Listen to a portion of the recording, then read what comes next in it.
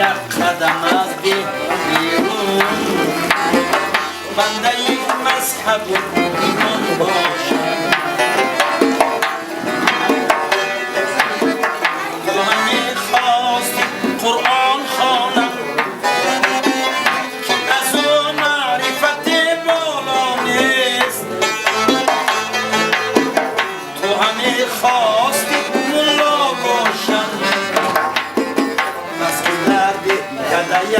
گلانی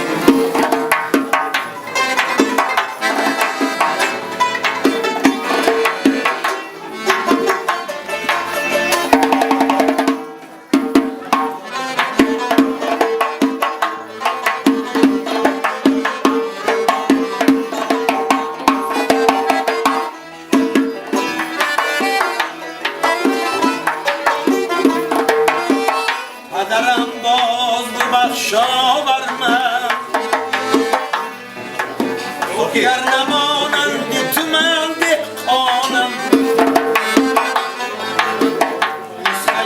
پاکی تویم در دنیا من سراپای تو را میمانم نسخه پاکی تویم در دنیا من سراپای تو را میمانم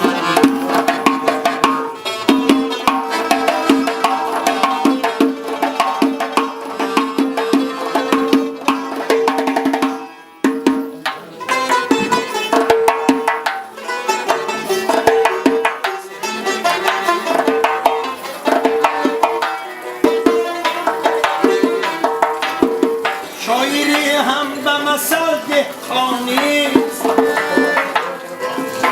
شعر بنیادی همه مسندها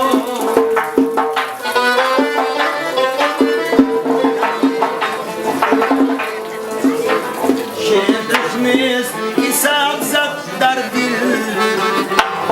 شعر قربانی همه ملتها پدرم بال و پرم تاج سرم پدرم ای پدری پرهنرم